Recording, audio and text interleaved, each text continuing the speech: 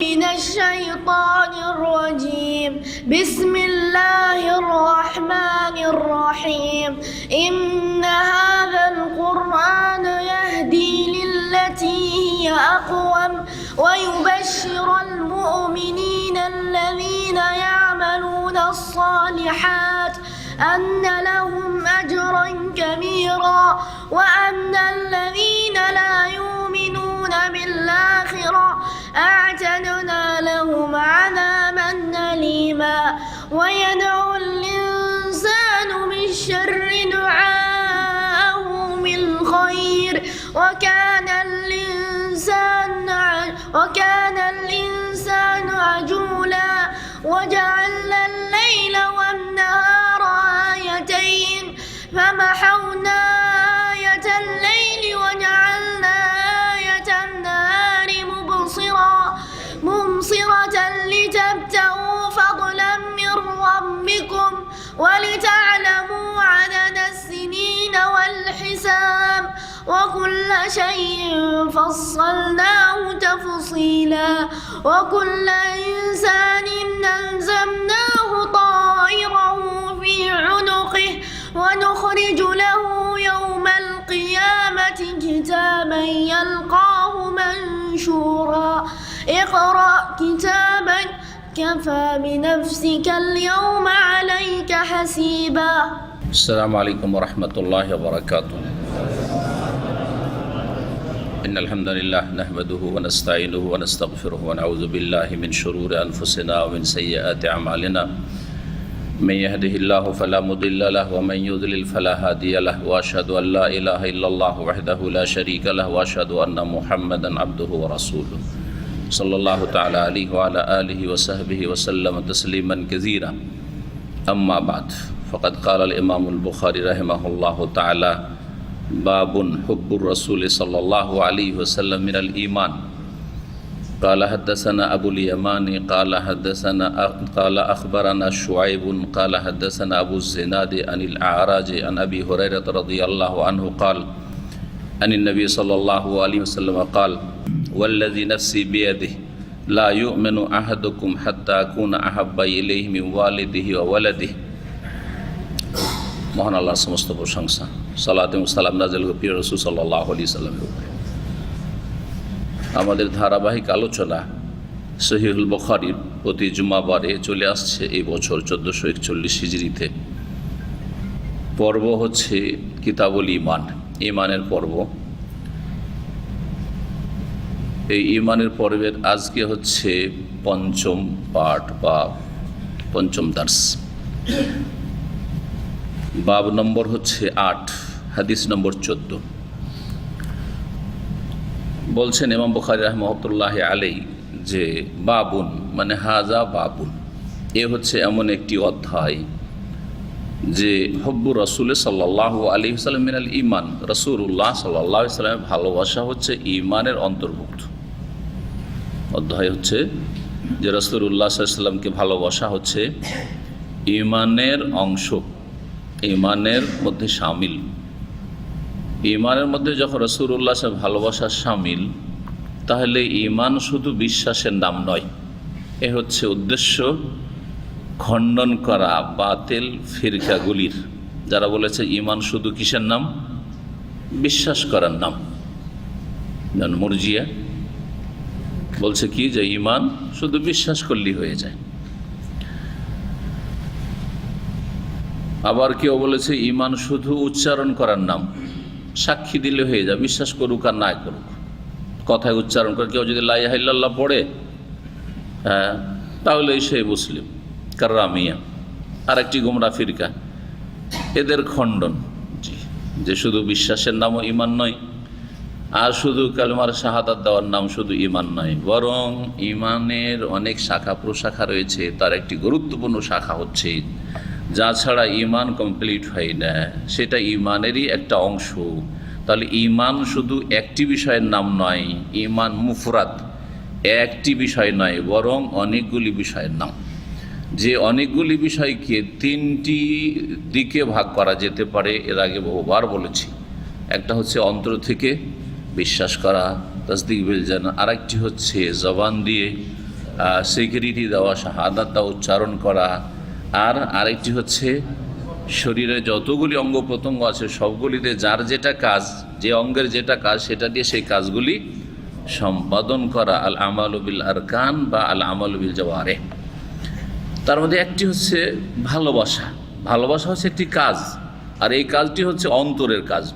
তাহলে অন্তরের বিশ্বাস শুধু যথেষ্ট না। অন্তরে অনেকে বিশ্বাস করে কিন্তু রাসূলুল্লাহ সাল্লাল্লাহু আলাইহি ওয়াসাল্লামকে ভালোবাসে না, দিনকে ভালোবাসে না, আল্লাহকে ভালোবাসে না, দিনদার লোকদেরকে ভালোবাসে না। সবগুলি হচ্ছে ইমানের অংশ। তাহলে রাসূলুল্লাহ সাল্লাল্লাহু আলাইহি ওয়াসাল্লামকে ভালোবাসা হচ্ছে ইমানের অন্তর্ভুক্ত, যেটা কিসের কাজ? অন্তরের কাজ। তাহলে বোঝা গেল কাজ মানে শুধু হাতের কাজ না। হাতের কাজ আছে, চোখের কাজ আছে, ব্রেনের কাজ আছে, কলব হৃদয়ের কাজ আছে, পায়ের কাজ আছে, সব রকম কাজ আছে। কানের কাজ আছে, কান দিয়ে ভালো কথা শুনবেন, খারাপ শুনবেন না। যেখানে খারাপ কথা শোনানো হয় সেখানে যাবেন না। ইমান, ইমানের অন্তর্ভুক্ত। চোখ দিয়ে ভালো জিনিস দেখবেন, যেখানে খারাপ জিনিস দেখানো হয় বা খারাপ জিনিস দেখতে বাধ্য সেখানে যাবেন না আপনি। সুতরাং এমন বিবাহ শাদীতে যাবেন না যেখানে পাপ হয়, পাপ দেখতে হয় বা পাপ শুনতে হয়, গান বাজনা হয়, নারী পুরুষ একাকার হয়ে যায়, সেই দৃশ্য আপনাকে দেখতে হয়। নারী পুরুষ একসাথে খাওয়া দাওয়া করছে, হারাম। ওই সব মজলিসে যান যেখানে শিরকের কথা হয়, কানের পাপ, সেগুলি আপনার শোনা জায়েজ নয়, যাওয়াজ নয়। যেখানে বেদাতি আলোচনা হয় যাওয়া জায়েজ নয়। বেদাতি হুজুর একটু আলোচনা শুনি, ইন্টারনেট একটু বেদাতি হুজুর কি বলছে শুনি। আজকাল যেমন আপনাদের অধিকাংশ লোকের অবস্থা এরকম, জায়েজ নয়। কারণ বেদাতি হুজুরের কথা শুনে মনে করবেন যে আরে এতে এই যুক্তিতে হয়তো মুক্তি আছে, এই বেদাতির যুক্তিতে কি আছে? মুক্তি আছে, অথচ তাতে জাহান্নাম আছে। সুতরাং সমস্ত অঙ্গ প্রত্যঙ্গের কাজগুলি হচ্ছে ইমানের একটা গুরুত্বপূর্ণ দিক। পায়ের কাজ, পা ভালো কাজে বাড়াবেন, মন্দ কথায় কাজে বাড়াইবেন না।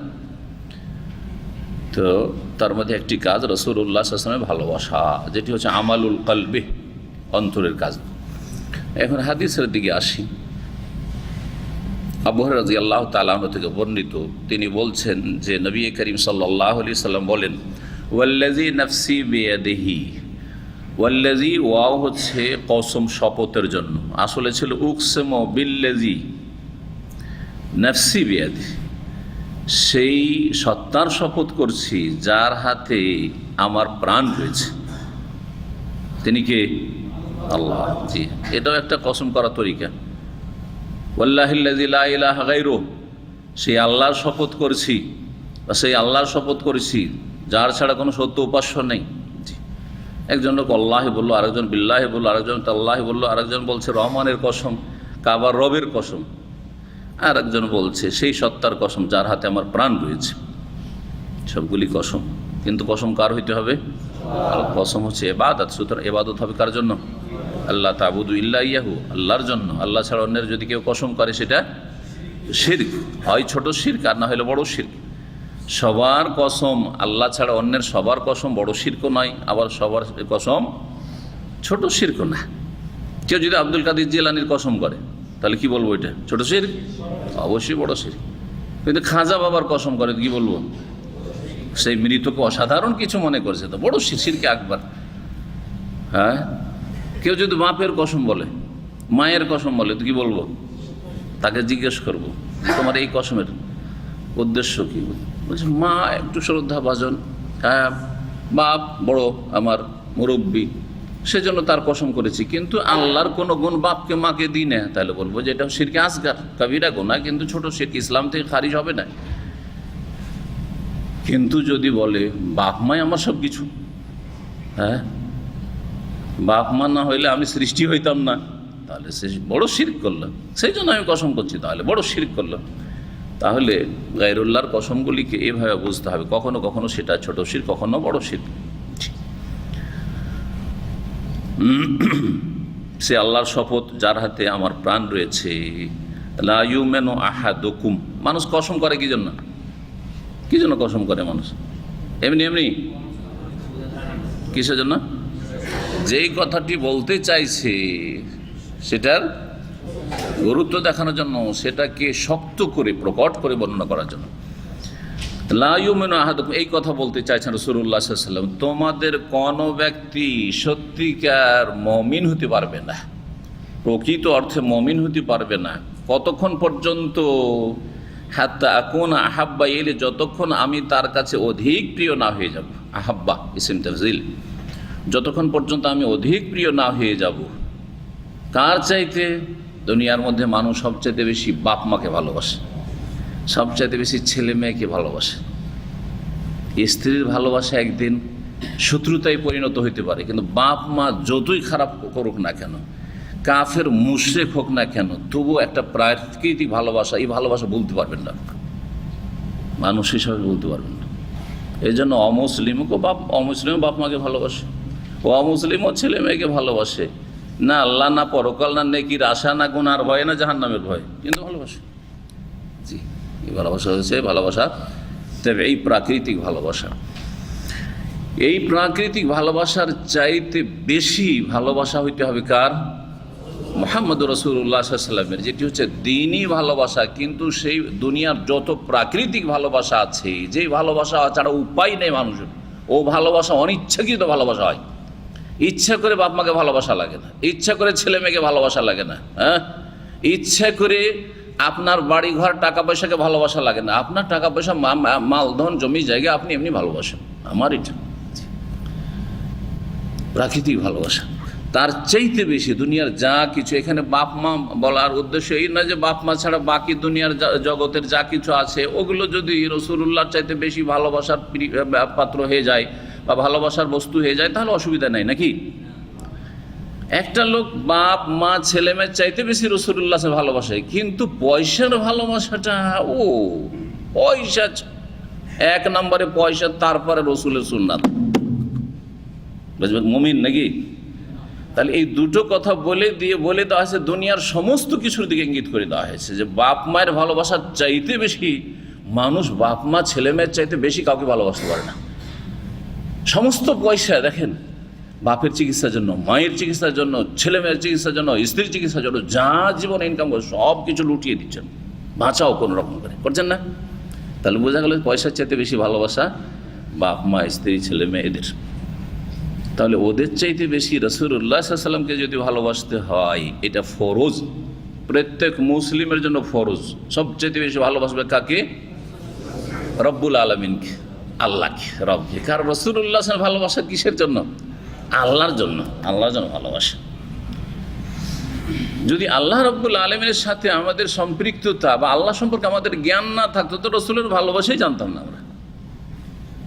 সবচেয়ে বেশি ভালোবাসতে কাকে? সৃষ্টিকর্তা রব্বুল আলামিনকে। আর তারপরে রাসূলুল্লাহ সাল্লাল্লাহু আলাইহি ওয়াসাল্লামকে ভালোবাসতে হবে। আল্লাহর ভালোবাসার বাস্তবায়ন বা বাস্তব প্রমাণ হচ্ছে তার ইবাদত বন্দেগী করা, তার আদেশ নিষেধ মেনে চলা, তার বিধান মেনে চলা নাযিলকৃত। তিনি যা বলতে বলেছেন বলবেন, নিষেধ করেছেন বাস না, করতে বলেছেন করবেন না, না। এবাদত করে প্রমাণ করা। রাসূলুল্লাহ সাল্লাল্লাহু আলাইহি ওয়াসাল্লামের ভালোবাসার প্রমাণ দেবেন ইত্তেবা, অনুসরণ এবং আনুগত্যের মাধ্যমে।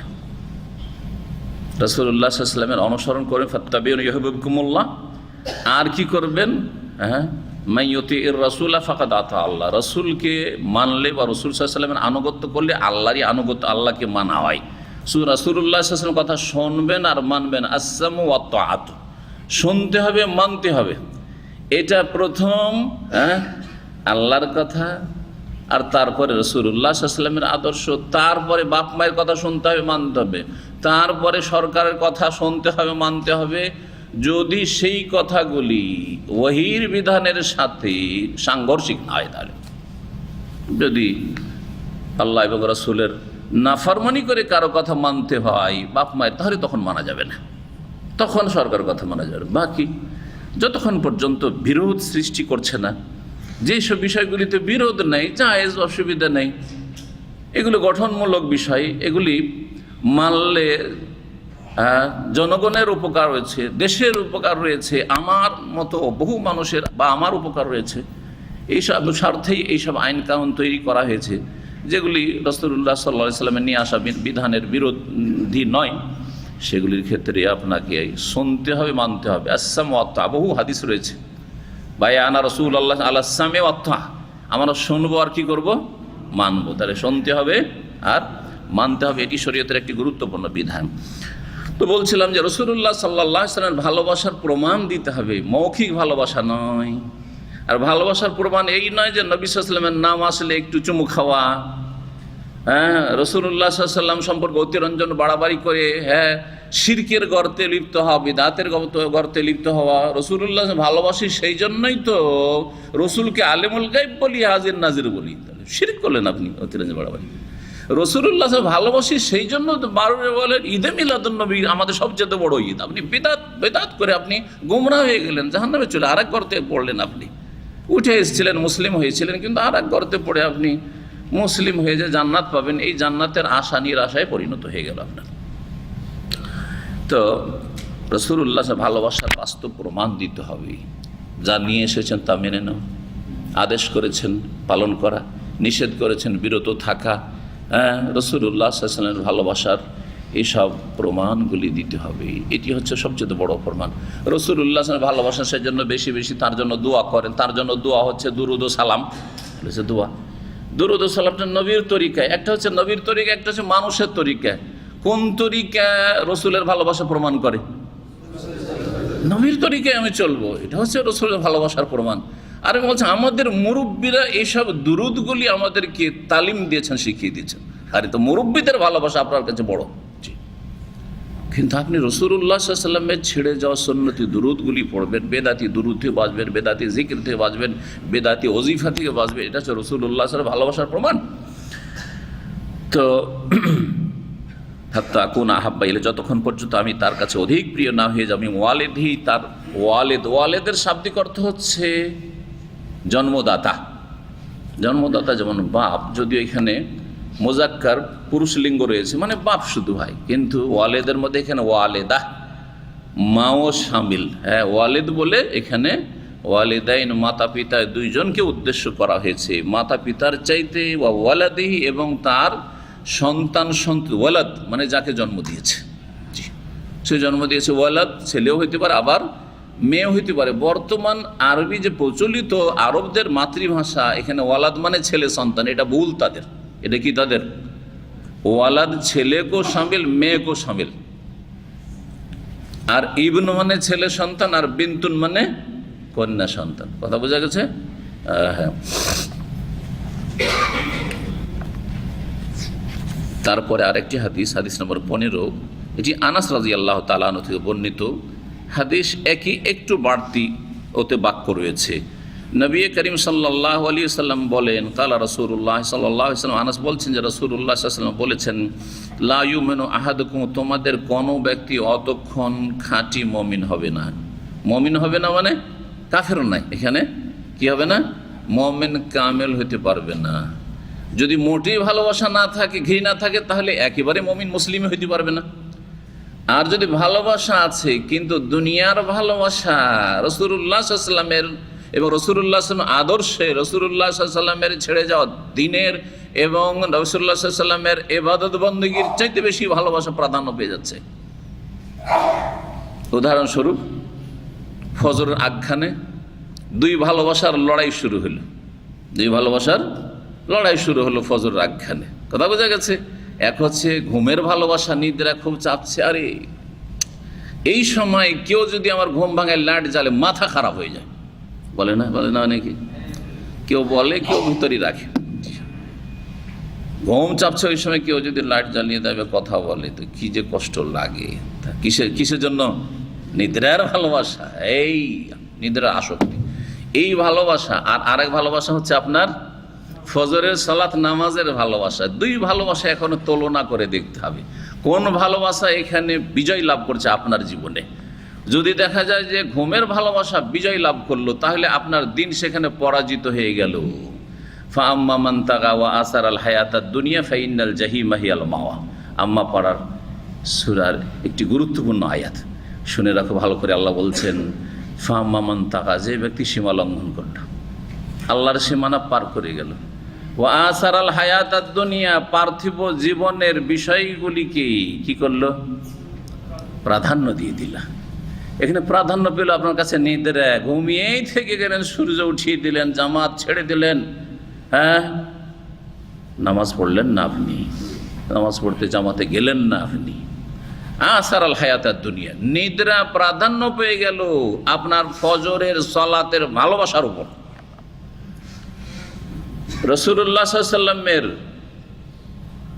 চক্ষু শীতল হইতো, ওয়া জুইলাত কুররাতু আইনি ফিস সালাহ, নামাজে, আর আপনার চক্ষু ঠান্ডা হয় ঘুমে, না হলে চোখ জ্বলে। আসার আল হায়াতাত দুনিয়া, আপনি পার্থিব জগৎকে প্রাধান্য দিয়ে দিলেন। সুতরাং ফাইনাল জাহিমা হিয়াল মাওয়া, জাহান্নাম হচ্ছে বাসস্থান। কত শক্ত আয়াত, চিন্তা করুন তো দেখি।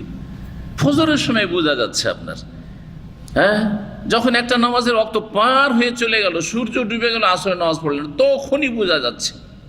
তখন এশার নামাজ পার হয়ে চলে গেল, ঘুমিয়ে গেলেন আপনি, এশার নামাজ পড়লেন না আপনি, তখনই বোঝা যাচ্ছে যে আপনি দুনিয়াকে প্রাধান্য দিচ্ছেন নাকি আপনি আপনার দিনকে প্রাধান্য দিচ্ছেন।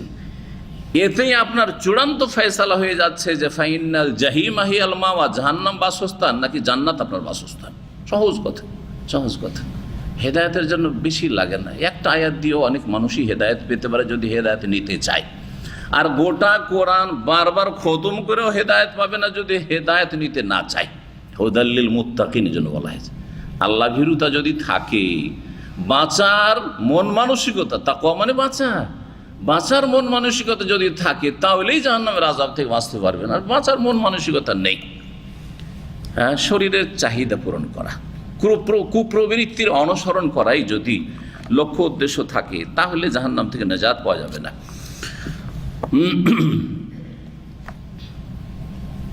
বলছেন রাসূলুল্লাহ সাল্লাল্লাহু আলাইহি ওয়া সাল্লাম, কতক্ষণ তোমাদের কেউ খাঁটি মুমিন হবে না, হাত্তা কুন আহাব্বা ইলাইহি, যতক্ষণ পর্যন্ত আমি তার কাছে সর্বাধিক প্রিয় না হয়ে যাব, মিন ওয়ালিদিহি, তার মাতা পিতার চাইতে, ওয়া ওয়ালাদিহি, তার ছেলে মেয়ের চাইতে, ওয়ান নাসি আজমাইন, আর সমস্ত মানুষের চাইতে। এখানে তাহলে বাড়িয়ে দেওয়া হলো আর একটা বাক্য কি, ওয়ান নাসি আজমাইন। আজকালকার যুগটা হচ্ছে কিন্তু পয়সার ফিতনার যুগ। আর বিশেষ করে রাসূলুল্লাহ সাল্লাল্লাহু আলাইহি ওয়াসাল্লাম একটি হাদিস রয়েছে, লিকুল্লি উম্মাতিন ফিতনা, প্রত্যেক জাতির জন্য একটা বড় ফিতনা ছিল। ওয়া ফিতনাতু উম্মতি আল মাল, আর আমার উম্মতের ফিতনা হচ্ছে ধন সম্পদের আসক্তি। পয়সার মরিয়া হবে, পয়সার জন্য জান দিয়ে দিবে, পয়সার জন্য জান মেরে দিবে, কারো পয়সার পিছনে খুব ছুটবে। আর বিশেষ করে এই যুগটাতে আত্মীয়তার খাতির আর কি বলছে যেটা আপ্যায়ন, সব কিছুই কিসের গরজে, পয়সার গরজে। যার সাথে পয়সার সম্পর্ক আছে, ব্যবসা বাণিজ্য, তার কাছ থেকে কিছু পাওয়া যাবে, ধার খরচ পাওয়া যাবে, তার সাথে বন্ধুত্ব, তার সাথে খাতির। তাকে খাওয়ায়, কাকে খাওয়ায়, যার কাছে খেতে পায়। যে আমি যদি ওকে 10 টাকা খরচ করে খাওয়াই, ও 50 টাকা খরচ করে খাওয়াই, একবার খাওয়াই তো 3 বার খাওয়াই, ওকে খাওয়াবে। গরিবকে আজকাল মানুষ খাওয়াইতে চাই না, অভাবীকে দিতে চাই না। জি, আর পয়সার স্বার্থ ছাড়া নিজের মায়ের পেটের ভাই বোনকেও চেনে না, আর বাপ মাকেও চেনে না, অচেনা করে দেয়। জি, পয়সার স্বার্থ, দুনিয়ার স্বার্থ। জি হ্যাঁ, এই ফিতনার যুগে মনে রাখতে হবে যে কারো কাছে যদি ধনের আসক্তি, ধনের ভালোবাসা, রাসূলুল্লাহ সাল্লাল্লাহু আলাইহি ওয়াসাল্লামের ভালোবাসার কাছাকাছি চলে যায়, তাহলে জানতে হবে যে সে ফিতনায় পড়ে গেছে, সে ফিতনায় পড়ে গেছে। তার ঈমান ভালো নেই, মোটেই নেই, অথবা আছে কিন্তু দুর্বল ঈমান, খোঁড়া ঈমান। এই ঈমান দিয়ে নাজাতের আশা করা যাবে না। 9 নম্বর অধ্যায়, ইমাম বুখারী রাহমাতুল্লাহি আলাইহি বলছেন, বাবু হালাওয়াতিল ঈমান। এই অধ্যায় হচ্ছে ঈমানের স্বাদ সম্পর্কে। হালুয়া থেকে, হালুয়া তো বুঝেনি, বাংলাতে হালুয়া বলেন, আর আরবিরে কি বলে, হালাওয়া বলে, হালাওয়া। জি, হালাওয়াতুন মানে কোনো কিছুর স্বাদ, হ্যাঁ, মিষ্টান্ন যেটাকে বলা হয়, মিষ্টান্ন, মিষ্টি স্বাদ। তো মিষ্টি স্বাদ এটা হচ্ছে অনুভূত জিনিস, যেটা জবান দিয়ে মানুষ জিহ্বা দিয়ে অনুভব করে যে কোনটা মিষ্টি না খাট্টা না টক না কি অনুভব করে। এইখানে রূপক অর্থে, মাজাজি অর্থ, রূপক অর্থে ব্যবহার করা হয়েছে ঈমানের মিষ্টান্নতা বা ঈমানের স্বাদ। ঈমানের স্বাদ ইমানের স্বাদ আছে, কিন্তু এইটা জিভার স্বাদ না। যে ইমান এমন একটা জিনিস যে জিভাতে দিলে, যেমন চিনি দিলে, রসগোল্লা দিলে মিষ্টি বোঝা যায়, তো ইমান ওইরকম বোঝা যাবে না। জিভার স্বাদ না, সেটা হচ্ছে অনুভূত স্বাদ, সেটা অন্য কিছু দিয়ে অনুভব করা যায়, জিভা দিয়ে অনুভব করা যায় না। সেটা হচ্ছে ইমানের স্বাদ, ইমানের মজা, এবাদতের মজা। জি, জকুল এবাদা, এবাদতে কাউকে মজা লাগে, কাউকে ভারী লাগে, কাউকে সিজদা, লম্বা সিজদা করতে ভালো লাগে, কাউকে 1 মিনিট বরদাস্ত হয় না। যদি ইমাম 1 মিনিট দেরি করে দেয়, মুয়াজ্জিন 1 মিনিট একামতে দেরি করছে, ওই দিক ঘড়ি টন টন করে বাজছে যে একামতের টাইম হয়ে গেছে, সমস্ত মসজিদের মুসল্লি গড় গড় করে তাকাচ্ছে একবারে গরম চোখ নিয়ে মুয়াজ্জিনের দিকে, যে কিরে একামত কেন দেয় না, কি এটা? তার মানে এরা মজা পায় না, মসজিদে থাকার মজা পায় না, ইবাদতের মজা পায় না। ইমামের সাথে বাধ্য ছিল, ইমাম যেভাবে, যদিও আজকালকার ইমামরাও তো 3 তসবির বেশি পড়ে না, ইল্লাম রাহিমাল্লাহ। তো তারপরে দেখবেন সালাম ফিরার পরে যে সুন্নত শুরু করলো, আরে বাপরে, হ্যাঁ, যে কাকও ঠোকর দিয়ে পারবে না। নাকরাতুন কানকরাতিল গোরাব, নবী সাল্লাল্লাহু আলাইহি ওয়াসাল্লাম বলেছেন যে কিছু লোকের নামাজ হবে কাকের ঠোকর মারার মতো, কাকে ধাই ধাই ধাই ধাই ধাই ধাই করে সালাম সুন্নাত পড়ে নিয়ে চলে গেল। সংখ্যা এবার কম করবেন, আমাদের দেশীয় নামাজ হলে তো সংখ্যায় কম করবেন না, সংখ্যায় জোহরে 8 রাকাতই সুন্নাত, আর কত যে নফল পড়লো, এর সাথে তো 17 রাকাত, কিন্তু 17 রাকাত আর আমার 7 রাকাত, আমার 7 রাকাত পড়েও আমি শেষ করে মসজিদ থেকে বেরোতে পারি না, আর ওর 17 রাকাত শেষ। হচ্ছে কাকের ঠোকর দেওয়া, এই ঠোকর মারা নামাজে কোনো কাজ হবে না। কি বলছিলাম, এরা স্বাদ পায় না, আসলে হচ্ছে ইমানের স্বাদের বিষয় বলছে। ইমানের স্বাদ হচ্ছে যে আমি একজন মুমিন মুসলিম, সুতরাং আমার মনে আমার ইমান ইসলাম নিয়ে বড় একটা শান্তি আছে, মনের শান্তি, মনের তৃপ্তি। জি হ্যাঁ, যে আমি যতই জুলমের শিকার হই আর যতই কমজোর হই, আজকে সারা বিশ্বে মুসলিমরা কত কমজোর আর কত মার খাচ্ছে, কত হতাহত হচ্ছে, আর যেখানে সেখানে ইসলামের জন্য কষ্ট পেতে হচ্ছে, দাড়ির জন্য কষ্ট পেতে হচ্ছে, টাকনার উপরে কাপড় সেজন্য কষ্ট পেতে হচ্ছে, ঢিলা ঢালা কাপড় সেজন্য কষ্ট পেতে হচ্ছে, আর তারপরে কত কথা শুনতে হচ্ছে, বোরখার জন্য কষ্ট পেতে হচ্ছে, জাবের জন্য কষ্ট করতে হচ্ছে, কিন্তু বোরখা পরেও স্বাদ পাচ্ছে একজন দিনদার বোন। জি, এটা হচ্ছে ইমানের স্বাদ, ইমানের মজা। জি, কষ্ট পেয়ে মজা লাগছে। এমনকি ইমানের কারণে যদি মার খেতে হয় কাফেরের কাছে বা জালেমের কাছে, তবু মজা লাগছে। যেমন বেলালকে মজা লাগছিল, আম্মারকে মজা লাগছিল, সুমাইয়াকে মজা লাগছিল, আর তারপরে সুহাইবকে মজা লাগছিল, হ্যাঁ, আহাদ সই করছিলেন, যতই মারো না কেন আমাকে আরো ভালো লাগছে। এটা হচ্ছে ইমানের স্বাদ, ইমানের স্বাদ। এটা হচ্ছে হালাওয়াতুল ইমান এক হাদিসে।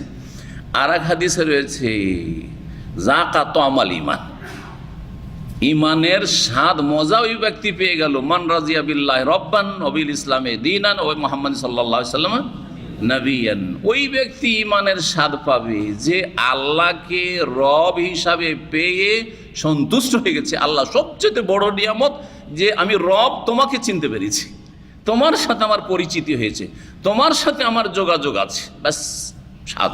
এর চেয়ে বড় মজার জিনিস আর কিছু নেই। মান রাজিয়া বিল্লাহি রব্বান, আর এতে সন্তুষ্ট আমি না খেয়ে থাকলে সন্তুষ্ট। আল্লাহ, আমি অসুস্থ থাকলেও তোমার উপর সন্তুষ্ট, নারাজ না যে তুমি আমাকে অসুখ রেখেছো, বালা মুসিবতে রেখেছো, সন্তুষ্ট যে তোমাকে চিনতে পেরেছি। বহু মানুষ চিনতে পারেনি তোমাকে, বহু মানুষ তোমার সাথে দুশ্মনী রাখে, তোমার দিনের সাথে দুশ্মনী রাখে, আলহামদুলিল্লাহ তোমাকে আমি ভালোবাসি। জি, এটা হচ্ছে ইমানের স্বাদ, যাকাত আমাল ইমান, মান রাদিয়া বিল্লাহি রাব্বা ওয়া বিল ইসলামে দীন। আর ইসলামকে জীবন বিধান হিসেবে পেয়ে জি সে রাজি হয়ে গেছে, আল্লাহ আমাকে মুসলিম করেছেন, আলহামদুলিল্লাহ, আল্লাহ আমাকে ইমান ইসলাম দিয়েছেন, আলহামদুলিল্লাহ, আমাকে নামাজ দিয়েছেন, আমাকে যাকাত দিয়েছেন, আমাকে হজের তরিকা দিয়েছেন, ওমরাহ দিয়েছেন, কাবা ঘরের জিয়ারতের তৌফিক দিয়েছেন, আলহামদুলিল্লাহ, আলহামদুলিল্লাহ, আমাকে সেজদা করার তৌফিক দিয়েছেন, আমাকে কাফেরের ঘরে পয়দা করেননি, আমি জন্মসূত্রে আমার দিন ইসলামটাই পেয়েছি, আমি হিন্দুর ঘরে খ্রিস্টানের ঘরে পয়দা হইনি। এতে খুব সন্তুষ্ট সেই ব্যক্তি কি পাবে? ইমানের মজা, তাম, ইমানের স্বাদ পাবে। ওবে মুহাম্মাদিন সাল্লাল্লাহু আলাইহি ওয়াসাল্লাম, আর মুহাম্মদ সাল্লাল্লাহু আলাইহি ওয়াসাল্লামকে নবী হিসেবে শেষ নবীর যে উম্মত হইতে পেরেছে, এতে যদি সে সন্তুষ্ট হয়ে যায় যে এর চেয়ে বড় নিয়ামত আর কিছু পাইনি আমি। এই তিনটি নিয়ামত আমার ওপর সবচেয়ে বড় নিয়ামত। রবের সাথে আমার সম্পর্ক, দিনের সাথে আমার সম্পর্ক, আর রসুলের সাথে আমার সম্পর্ক। এই তিনটি প্রশ্ন তো আমার মতের পরে করা হবে। মান রাব্বুকা, মা দীনুকা, মান নাবিয়ুকা, তিনটি প্রশ্ন আমাকে করা হবে।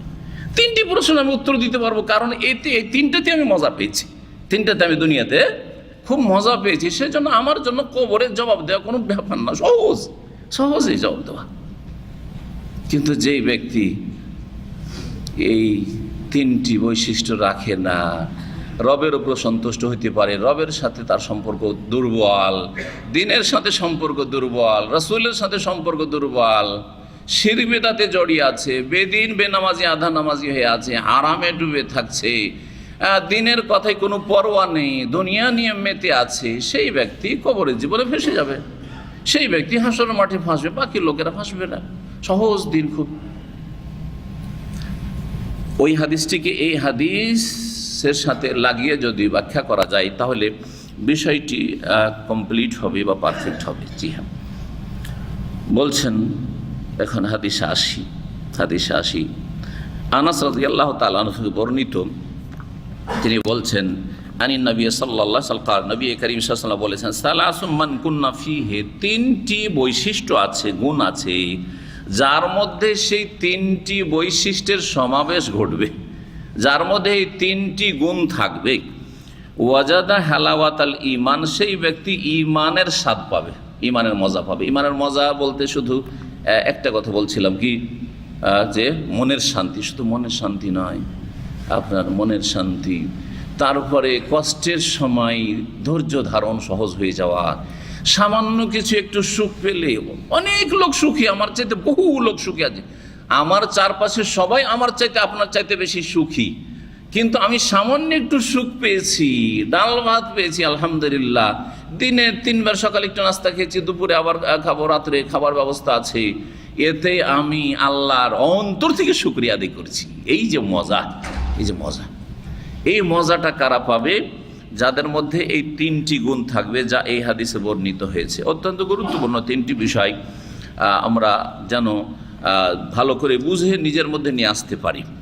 বলছেন রাসূলুল্লাহ সাল্লাল্লাহু আলাইহি ওয়াসাল্লাম, প্রথম বিষয় হচ্ছে আইয়াকুন আল্লাহু ওয়া রাসূলুহু আহাব্বা ইলাইহি মিম্মা সিওয়াহুমা। প্রথম গুণ হচ্ছে তার কাছে আল্লাহ এবং তার রাসূল সাল্লাল্লাহু আলাইহি ওয়াসাল্লাম, আল্লাহ এবং রসুল বাদ দিয়ে পৃথিবীতে যে কেউ আছে আর যা কিছু আছে তার চাইতে বেশি যেন আল্লাহ এবং তার রসুল সাল্লাল্লাহু আলাইহি ওয়াসাল্লাম কি হয়ে যায়? আহাব্বা, অধিক প্রিয় হয়ে যায়। আল্লাহ এবং রসুলকে বাদ দিয়ে পৃথিবীতে যে কেউ আছে আর যা কিছু আছে, যে কেউ বলতে শুধু মানুষ, জিন আর মালায়েকা, তাই না? এজন্য যা কিছু, এখানে মিম্মান বলেননি, হাদিসে কি বলেছেন রাসূলুল্লাহ সাল্লাল্লাহু আলাইহি ওয়াসাল্লাম? মিম্মা সিওয়াহুমা, আল্লাহ এবং তার রাসূল সাল্লাল্লাহু আলাইহি ওয়াসাল্লাম পৃথিবীতে যা কিছু আছে, ধন সম্পদ হইতে পারে, নেতৃত্ব ক্ষমতা হইতে পারে, হ্যাঁ, ভালো একটা চাকরি হইতে পারে, বড় ব্যবসা বাণিজ্য হইতে পারে, ভাড়া একটা বিশাল একটা ভিলা বানিয়েছেন তা হইতে পারে, দুনিয়ার যা কিছু হোক না কেন, কোনো ব্যক্তি হইতে পারে, কোনো আপনার স্ত্রীর জন্য এত পাগলের পাগল যে 1 মিনিট থাকতে পারেন না, অনেকে এরকম পাগল আছে। হ্যাঁ, আবার মহিলাও তার স্বামীর জন্য এমন পাগল যে 1 মিনিট বাইরে থাকলেও ছটপট শুরু হয়ে যায়, যতই হয়, এ সমস্তর চাইতে বেশি, সমস্ত কিছুর চাইতে, স্ত্রীর চাইতে, স্বামীর চাইতে, দুনিয়ার চাইতে, ছেলে মেয়ের চাইতে, সবার চাইতে, সব কিছুর চাইতে বেশি প্রিয় হয়ে যাবে কে? আইয়াকুন আল্লাহু ওয়া রাসূলুহু, এখানে আল্লাহ এবং তার রাসূল কথা বলা হয়েছে। আগের হাদিসে শুধু রাসূলুল্লাহর কথা ছিল, তাই না? এই জন্য বলছি সবচেয়ে বেশি কাকে ভালোবাসতে হবে? আগে আল্লাহর নাম এখানে আসছে, আল্লাহ। আর আল্লাহর ভালোবাসার প্রমাণ দিবেন ইবাদত দিয়ে। যদি রাসূলুল্লাহ সাল্লাল্লাহু আলাইহি ওয়াসাল্লামের ভালোবাসার প্রমাণ ইবাদত দিয়ে দেন, তাহলে কি হয়ে যাবে? মুশরিক হয়ে যাবেন আপনি। বলছে আমি রসুলকে এত ভালোবাসি যে আমি রাসূলুল্লাহ সাল্লাল্লাহু আলাইহি ওয়াসাল্লামকে পেলে সিজদা করে দিতাম, তাহলে কি সে মুশরিক হয়ে যাবে? সে না, এত ভালোবাসা চলবে না। কথা বোঝা গেছে না? আপনি আম্মাকে খুব ভালোবাসেন, সবার চেয়ে বেশি ভালোবাসেন, এমনকি স্ত্রী ছেড়ে দিতে পারে কিন্তু মাকে ছাড়বো না, কিন্তু স্ত্রীর মতো করে কি মাকে ভালোবাসা যাবে? আউযুবিল্লাহ, তাই না? ঠিক ওই রকমই জানতে হবে। রাসূলুল্লাহ সাল্লাল্লাহু আলাইহি ওয়াসাল্লামকে খুব ভালোবাসেন, ফরজ, কিন্তু তার ভালোবাসার ধরনটা ভিন্ন। যেমন মায়ের ভালোবাসার ধরন ভিন্ন, কচি কাচার ভালোবাসা। একটা কচি কাচা আপনার যখন ছোট মেয়েটা ছিল 10 বছরের নিচে, 5 বছর 4 বছর, কত আদর করে, কত যে চুমু দিয়েছেন, আদর করেছেন, ভালোবাসার ধরনটা আলাদা ছিল। ওই মেয়েটা যেমনই সাবালিকা হয়েছে, 12-14 বছর হয়ে গেছে, ভালোবাসার ধরনটা একেবারে পাল্টে গেছে, একেবারে পাল্টে গেছে। আর কোলে নিতে পারছেন না। হ্যাঁ, জি হ্যাঁ, জি। তাহলে বুঝতে হবে আপনাকে, একাকার করে দিলে হবে না। বিদাতিরা কি করেছে? মাজারপন্থীরা বা বিদাতপন্থী সুফিরা একাকার করে দিয়েছে। আল্লাহ, রাসূল, ওলি, আউলিয়া সব সমান করে দিয়েছে। যা আল্লাহর কাছে চাইতে হবে গৌস কুতুব থেকে চাওয়া শুরু করেছে। আর যদি ওলি, আউলিয়া, জিলানি, চিশতি থেকে যদি এত পাওয়ার আশা রাখে শিরকি আকীদা, তো নবীর কাছে কেন পাওয়া যাবে না? তো নবী সাল্লাল্লাহু আলাইহি ওয়াসাল্লামের কবর মোবারকের কাছে এসে তখন রুটি চাওয়া শুরু করে দিয়েছে, রুটি চেয়ে শুয়ে গেল। আছে না তাবলীগের নিসাবে এই কিতাব, এই শিরকি কথা? জি হ্যাঁ, একাকার করে দিয়েছে। বুঝেনি যে আল্লাহর ভালোবাসা আলাদা, রসুলের ভালোবাসা আলাদা। আরে রসুলের কাছে রুটি চাওয়া যাবে না। মদিনায় এসছেন, না খেয়ে আছে, আল্লাহর কাছে রুটি চাইব? হ্যাঁ, আল্লাহ তুমি খাওয়ার ব্যবস্থা করো। জি হ্যাঁ, মুসা আলাইহিস সালাম 7 দিন হেঁটে হেঁটে হেঁটে হেঁটে জালেম কাফের ফিরআউনের ভয়ে মাদিয়ানে পৌঁছেছেন। জি, তারপরে কার কাছে চেয়েছিলেন? কার কাছে? রবের কাছে চেয়ে, ইন্নী লিমা আনজালতা ইলাইয়া মিন খাইরিন ফাকির। আল্লাহ, যা দুনিয়াতে তুমি রুজি নাজেল করেছো, খায়ের রুজি, আমি আজকে তার ফকির, মোহতাজ হয়েছি, মুখাপেক্ষী হয়েছি। রুজির তুমি ব্যবস্থা করো। ছোট্ট একটি দোয়া করে সাথে সাথে খাওয়ার ব্যবস্থা হইলো, থাকার ব্যবস্থা হইলো, সাবালক মানুষ, স্ত্রীর ব্যবস্থা হইলো, সব হয়ে গেল একটি দোয়াতে। ইখলাস ছিল সেই জন্য। আর আমার রাত দিন দোয়া করেও কবুল হয় না, ইখলাসে অভাব আছে, না হয় রুজিতে হারামের মিক্সচার আছে, সেই জন্য দোয়া কবুল হবে না আপনার। আপনার রোগ আপনাকেই সারাইতে হবে, তাহলে ওইভাবেই দোয়া কবুল হবে যেমন আম্বিয়া রাসূলগণ হয়েছে। বলছেন রাসূলুল্লাহ সাল্লাল্লাহু আলাইহি ওয়াসাল্লাম, তাহলে একটা গুণ কি হলো? হুব্বুল্লাহ। সংক্ষেপে এখন আল্লাহকে এবং রসুলকে সবচেয়ে বেশি, হুব্বুল্লাহ ওয়া রাসূলি, আল্লাহ এবং রসুলের ভালোবাসা 1 নম্বর, 2 নম্বর, 1 নম্বরে থাকতে হবে। জি হ্যাঁ। 2 নম্বর, ওয়া ইউহিব্বাল মারআ লা ইউহিব্বুহু ইল্লা লিল্লাহ। দ্বিতীয় বৈশিষ্ট্য হচ্ছে মানুষের ঈমানের স্বাদ পাওয়ার জন্য, যে মানুষ যেন কোনো মানুষকে ভালোবাসে কিসের জন্য? লা ইউহিব্বুহু, যদি ভালোবাসে, ইল্লা লিল্লাহ, আল্লাহর জন্য ভালোবাসে। কার জন্য ভালোবাসে? আপনাদেরকে যদি ভালোবাসি আমি আল্লাহর জন্য, এটা হচ্ছে আমার ঈমানের স্বাদ পাওয়ার বৈশিষ্ট্য, তাহলে ঈমানের মজা পাবো। আর যদি আপনাদের ভালোবাসায় আমার দুনিয়ার স্বার্থ জড়িত থাকে, যেহেতু আমার দলের লোক, সেই জন্য আমার দল করেন না, সুতরাং এরা আমার বিরোধী শত্রু, তাহলে ঈমানের স্বাদ কখনো পাবেন না, ঈমানের স্বাদ পাবেন না।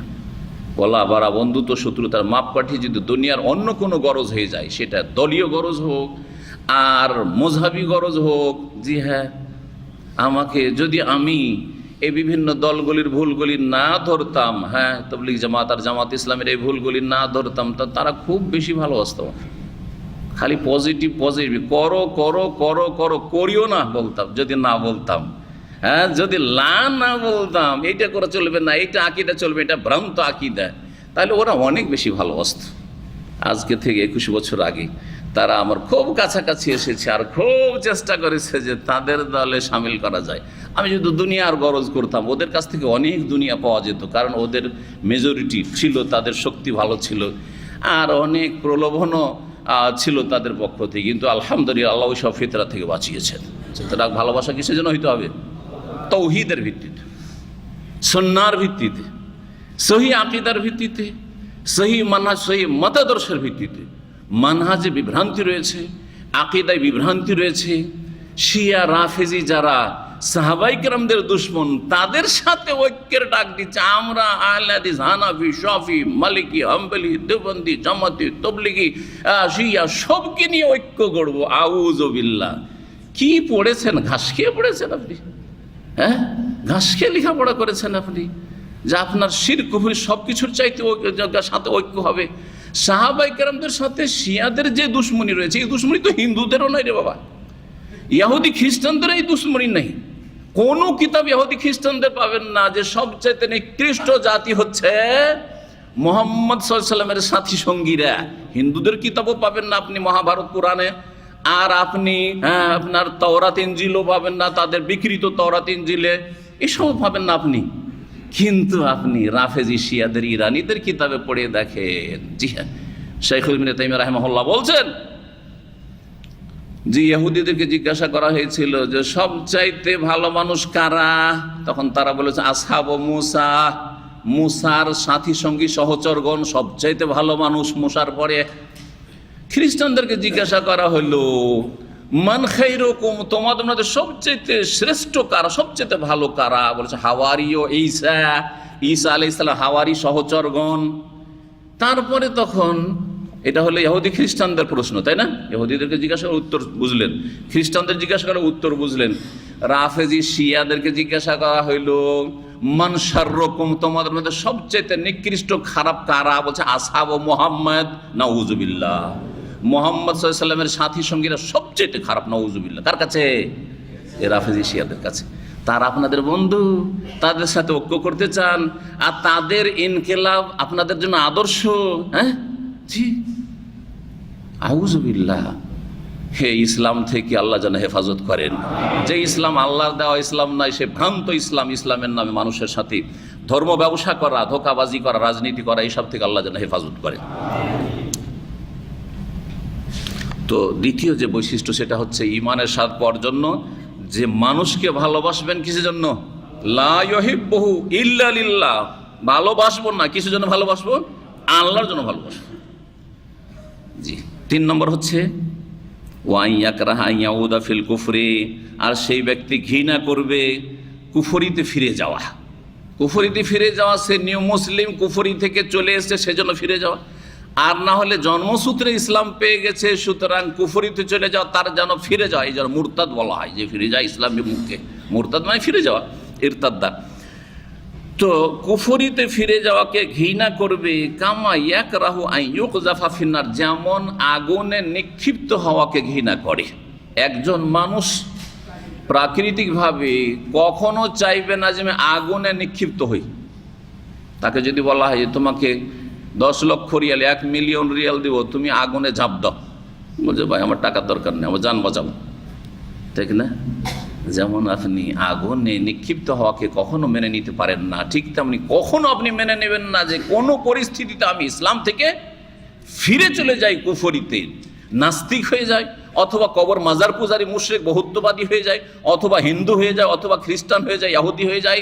জি হ্যাঁ, না, মোটেই হবে না। এই গুণ যদি তৃতীয় গুণ থাকে তাহলে কি পাবে?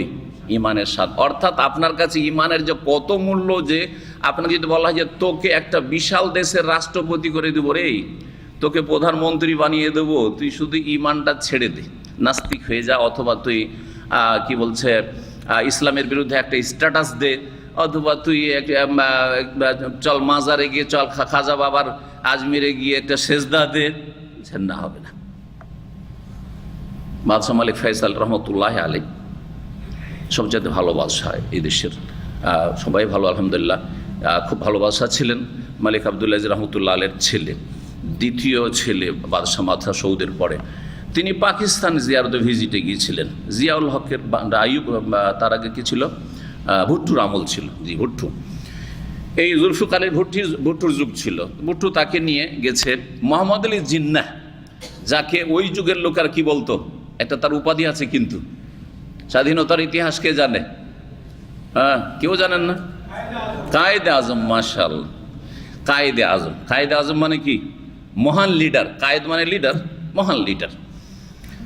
তো যারা পক্ষে ছিল যে পাকিস্তান আমরা আলাদা করে নিব, হ্যাঁ, দেশ ভাগ করব, ভারতকে এক থাকবে না, আমরা আলাদা দেশ চাই, তাদের বড় লিডার ছিল মোহাম্মদ আলী জিন্নাহ। সেই জন্য তাকে যারা পাকিস্তানের পক্ষে ছিল তারা তাকে উপাধি দিল কায়েদে আজম। আর মুসলিম নেতাদের মধ্যে যারা ভারত একসাথে থাক, তাহলে আমাদের বড় একটা শক্তি থাকবে, আমরা একবার, তারা যদি প্রধানমন্ত্রী হয় হিন্দুরা, তো আমরা আরেকবার প্রধানমন্ত্রী হইতে পারবো, আমাদের একটা বড় ক্ষমতা থাকবে। আর না হলে এত লোক তো সব পাকিস্তানে যাওয়া সম্ভব নয়, এগুলোকে কোথায় ছেড়ে যাচ্ছ? নেকড়ে বাগদের সামনে ছেড়ে চলে যাচ্ছ। এই যুক্তি ছিল মৌলানা আবুল কালাম আজাদ রহমতুল্লাহ আলাইহি। জি হ্যাঁ, তো যাই হোক, কাদ্দার আল্লাহ মা শাআ ফাআলা, আল্লাহ যেটা ফয়সালা ছিল সেটাই হয়েছে। কোনটা ভালো হয়েছে কোনটা মন্দ হয়েছে ওইটা ইতিহাস প্রমাণ করবে আর জ্ঞানীগুণীরা সেটা বলবে। আমি আজকে এর ওপর কোনো মন্তব্য করব না, কারণ এটা রাজনৈতিক বিষয়। তো কথা হচ্ছে যে সেই সময় ওই মোহাম্মদ আলী জিন্নাহ যেহেতু কিয়াদাত লিডারশিপের কাজটা করেছিল, সেজন্য তাকে কি বলা হয়? কায়েদে আজম। মোহাম্মদ আলী জিন্নাহর কবরের কাছে নিয়ে গেল, একেবারে ফুলে বোঝাই করা আছে, চাদর চড়ানো আছে ফুলের বোঝা। জানছেন আমাদের দেশে যেমন পীর পূজা হয় তেমন নেতা পূজাও হয়, কথা বোঝা গেছে না? তো ওখানে মোহাম্মদ কি বলছে ভুট্টু সাহেব একে বললেন, মালিক ফয়েজ রহমতুল্লাহ আলাইকে, যে চলেন এতে একটু মোহাম্মদ আলী জিন্নাহ আমাদের কায়েদে আজমের কবর জিয়ারত করে আসি। ঠিক আছে, কবর জিয়ারত। তো ওখানে গিয়ে জিয়ারতের কথা যখন বললেন আর ওখানে শিরক হয়, তখন তিনি তারপরে ওখানে গিয়ে ঝুঁকিয়ে জুলফিকার আলী ভুট্টো, তাদের তো কোনো আকিদা, ভারত উপমহাদেশের নেতাদের তো কোনো আকিদা নেই, তারা ইসলাম কিছু জানে না, আসলে কেউ জানে না। তো ও ঝুঁকিয়ে সেজদা করা তাদেরকে সেজদা করা কোনো ব্যাপার না, সেজদা করা অথবা ঝুঁকিয়ে সালাম করার জন্য মালিক ফয়েজ রহমতুল্লাহ আলাইকে বললেন। তো মালিক ফয়েজ রহমতুল্লাহ আলাই বললেন যে তাই যদি আমাদেরকে করতে হয় আর এটা কোনো ভালো কাজ হয়, তাহলে আমাদের কাছে সবচেয়ে শ্রেষ্ঠ মানুষ আছেন আমাদের মদিনা মুনাওয়ারায় স্বয়ং রাসূলুল্লাহ সাল্লাল্লাহু আলাইহি ওয়াসাল্লামের কবর আছে। সেই কবরকে স্বর্ণ দিয়ে পাকা করব, ফুল চাদর চড়াবো আর সেখানে সিজদা করব, কেন মোহাম্মদ আলী জিন্নাহর এখানে যুক্তি আসবো আমি? বুঝছেন, সেটা যখন শিরক, তো এটা কেন আমি করব? জি হ্যাঁ, এ হচ্ছে আরব দেশের শাসকদের তৌহিদ, আর আমাদের দেশের তৌহিদের ক্ষেত্রে তাদের শোচনীয়তা, জ্ঞানের শোচনীয়তা। হায় ইয়তীম মিসকিন আমাদের দেশের শাসকরা, আল্লাহ রাব্বুল তাদেরকে দিন বুঝা, দিনের জ্ঞান অর্জন করার তৌফিক যেন দান করেন। তো কি বলছিলাম, কুফরিতে ফিরে যাওয়া। আল্লাহ তৌহিদ দিয়েছেন, তৌহিদকে ছেড়ে দেব, সুন্নাত দিয়েছেন, নবীর তরিকে দিয়েছেন, বেদাতে চলে যাব, না হয়তো আমি ফিরতে পারি না, নামাজি হয়েছি আবার নামাজ ছেড়ে দেবো, এটা হইতেই পারে না, আমি আমার দ্বারা হইতে পারে না। পর্দা করেন একজন বোন, আর হঠাৎ করে ইউরোপ গেছে, তখন পর্দা খুলে রেখে দিল। আজকাল অনেক মহিলারাই কিন্তু মুসলিম দেশ থেকে পশ্চিমা দেশে যাচ্ছে, কিছু তো আছে ইমান পাকা আছে যে বোরকাটা রাখছে, কিন্তু অধিকাংশই বোরকা রাখে না। ওখানে গিয়ে কী করে জানেন, যখন নিজের দেশ থেকে উঠলো, এয়ারপোর্টে যখন প্লেনে বসে গেল, তখন বোরকাটাকে গুটিয়ে নিয়ে ব্যাগে ভরে নিল। আর তারপরে আউযুবিল্লাহ, তাদের অবস্থা হাই রে, ये मुसलमान है जिन्हें देख के शर्मा यहूदी। মুসলমানকে চেনা যায় না, এদেরকে দেখলে ইহুদিও লজ্জা পাবে যে আমাদের কাপড়ের চাইতে তোমাদের কাপড়ের অবস্থা আরও খারাপ। জি, তোমরা এত মিসকিন, আমাদের কাপড় তো একটু ঢেকে ঢুকে আছে, তোমাদের এত মিসকিন যে একটু ঢাকতেও পারোনি, কাপড় জুটেনি তোমাদের। জি, তো আল্লাহ হেফাজত করে। কি বলছিলাম, এটা হচ্ছে ফিরে যাওয়া, এটা হচ্ছে আংশিক ফিরে যাওয়া। যে আপনি যখন কাফের দেশে গেলেন তখন বোরকা খুলে ফেললেন, কাফের দেশে গেলেন তখন দাড়ি সাফ করে দিলেন, কাফের দেশে গেলেন তখন নামাজ ছেড়ে দিলেন, আপনার ছেলেকে পাঠালেন অস্ট্রেলিয়া লেখাপড়া করার জন্য, কানাডা পাঠালেন, তখন ওখানে কি ও পরিচয় দেয় যে মুসলিম, সেটা চিনতেই না পারে, আউযুবিল্লাহ। তো এইরকম জায়গায় আপনার ছেলে মেয়েদেরকে পাঠিয়ে দেওয়া মানে জাহান্নামে পাঠিয়ে দেওয়া, জাহান্নামে যাওয়ার জন্য প্রস্তুত করা। আল্লাহ যেন বুঝার তৌফিক দান করেন। তিনটি কথা ছিল তো, তাই না? তিনটি কথা খুব গুরুত্বপূর্ণ। সংক্ষেপে তিনটি কথা ওলামারা বলেছেন।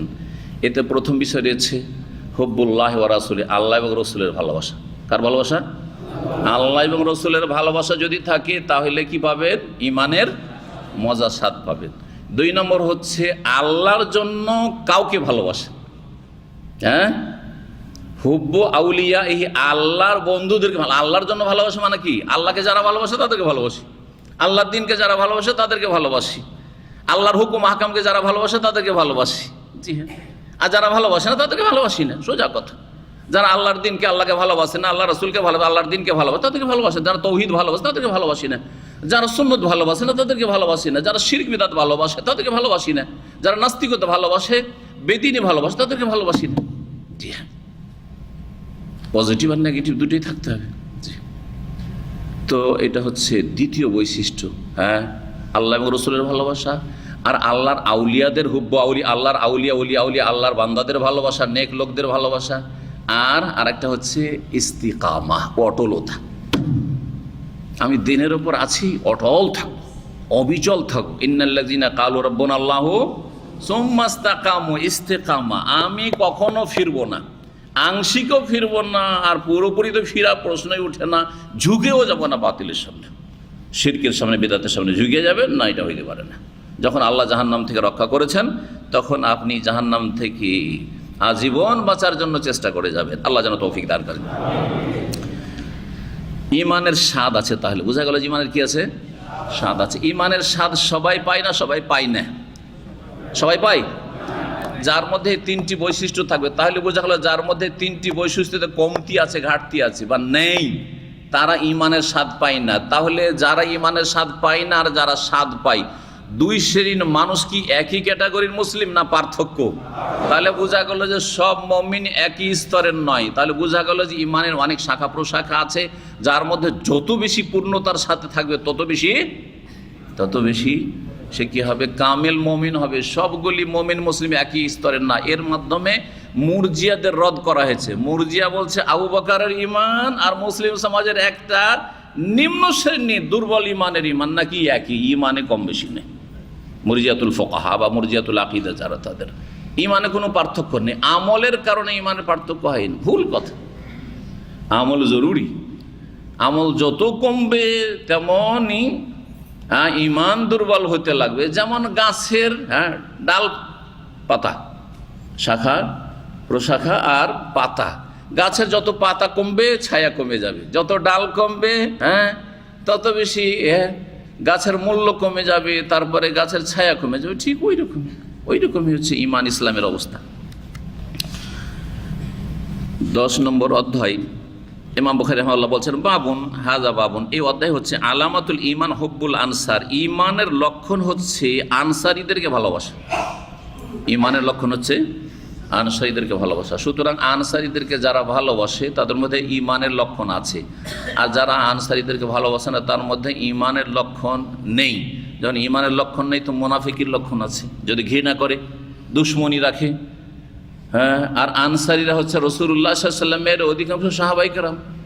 অধিকাংশ সাহাবায়ে কেরাম হচ্ছেন আনসারী। তাহলে আনসারীদের যারা সাহাবায়ে কেরামদেরকে গালমন্দ করে, রাফেজি শিয়ারা, যারা সাহাবায়ে কেরামদেরকে বলে যে তারা কাফের হয়ে গেছিল 5 জন ছাড়া, এটা হচ্ছে আকীদা। 5 জন সাহাবী ছাড়া নাকি সবাই, নাকি 1,24,000 বেশি সাহাবী সব নাকি কাফের, মুরতাদ হয়ে গেছে, নাউযুবিল্লাহ।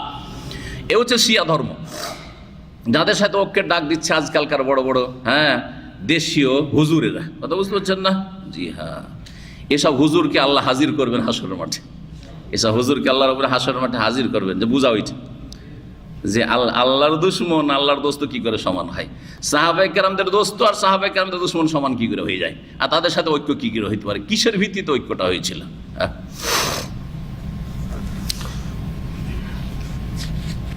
আনসারীদের ভালোবাসা, তারপর ভালোবাসা তো কম বেশি আছে। যার যত বেশি ভালোবাসা থাকবে তার ঈমান তত বেশি কামিল হবে। তাহলে বোঝা গেল যে ঈমান কমে বাড়ে। এবং বুখারী রাহিমাহুল্লাহ শুরুতে বলেছে ঈমান কমে আর বাড়ে। একই মানুষের কমে বাড়ে কখনো কখনো, আবার একজনের আরেকজনের চাইতে ঈমান পার্থক্য আছে। এটা একটা বিষয় এই হাদিসগুলি দ্বারা প্রমাণিত হবে। আর প্রমাণিত হবে যে ঈমান সবার এক রকমের নয়, বরং ঈমানে পার্থক্য আছে মানুষের। বলছেন আনাস রাদিয়াল্লাহু তাআলা আনহু যে নবী সাল্লাল্লাহু আলাইহি ওয়াসাল্লাম বলেছেন আয়াতুল ঈমান হুব্বুল আনসার, ঈমানের নিদর্শন হচ্ছে আনসারীদের ভালোবাসা। ও আয়াতুন নিফাকি, আর কপটতা মুনাফিকির লক্ষণ হচ্ছে বুগজুল আনসার, আনসারীদের দুশমনী, আনসারীদের সাথে বিদ্বেষ রাখা। জি হ্যাঁ, এই হাদিস আজকাল ফিট হচ্ছে একেবারে রাফেজি শিয়াদের উপর, ঠিক না? জি। আর ওই সব লোকদের যারা শিয়া ঘেঁষা লোক, সাহাবায়ে কেরামদের সমালোচনা করতে দ্বিধা করে না, সাহাবায়ে কেরামদের ভুল ধরতে দ্বিধা করে না, সাহাবায়ে কেরামদের যুগে যে আপোষে কিছু বিষয়ে মতবিরোধ হয়েছিল সেই বিষয়ে মন্তব্য করতে থাকে, জবান লম্বা করতে থাকে, এরা বিদ্বেষ সৃষ্টি করে। এদের কিতাবাদি যদি পড়া যায় তো বিদ্বেষ নিয়ে বেরোবেন। আল্লাহ হেফাজত করে এদের কিতাব থেকে। খেলাফত মুলুকিয়াত মাওলানা মওদুদের যে কিতাবটি আছে সেই কিতাব আল্লাহ হেফাজত করে এই কিতাব থেকে। সৌদি আরবের বড় বড় ওলামারা শাইখ বিন বাজ রাহিমাহুল্লাহ বলেছেন এই কিতাবগুলিকে পুড়িয়ে দেওয়া ফরজ। কারণ কেউ যদি খেলাফত মুলুকিয়াত আমি পড়েছি আমার ছাত্র লাইফে, আল্লাহ হেফাজত করেছেন, কারণ আলহামদুলিল্লাহ জামে সালাফিয়া থেকে পড়েছিলাম, তো আমার সালাফি আকীদা মজবুত হওয়ার কারণে আল্লাহ রক্ষা করেছে। জি, আর তারপরে মদিনা ইউনিভার্সিটি পড়লাম। তো কথা হচ্ছে যে এই কিতাব যখন পড়ি তখন ভিতরে এমন একটা প্রতিক্রিয়া যে যেন এইসব মানুষ যে রুহানিয়াতের জগতে এদেরকে এত ভালো মানুষ, এত আল্লাহওয়ালা মানুষ, এত পরেজগার মানুষ, এরা জানমাল সব কিছুর কোরবানি করেছে, এই যে একটা ঈমান বা বিশ্বাস সাহাবায়ে কেরামদের সম্পর্কে শ্রদ্ধা, সেটা আপনার একবারে কি হয়ে যাবে, চুরমার হয়ে যাবে, আউযুবিল্লাহ। আর মুনাফিক হয়ে বেরিয়ে আসবেন। এই কিতাব পড়ে যখন বেরিয়ে আসবেন, শেষ করবেন, তখন মুনাফিক হয়ে বেরিয়ে আসবেন আপনি। জি, এগুলো হচ্ছে ইসলামের বড় খেদমত। আর এগুলো বলবেন যে ইসলামিক দল আর ইসলামের খেদমত করছে, আল্লাহ হেফাজত করে সব থেকে। তো বলছিলাম যে ঈমানের লক্ষণ হচ্ছে আনসারীদেরই ভালোবাসা। আনসারী কাকে বলে? আনসারী একজন যে বলবেন হাত তুলেন। হ্যাঁ, কাকে বলে? রাসূলুল্লাহ সাল্লাল্লাহু আলাইহি ওয়াসাল্লাম যারা আশ্রয় দিয়েছে, ব্যাস। আর কেউ? হ্যাঁ, সংক্ষেপে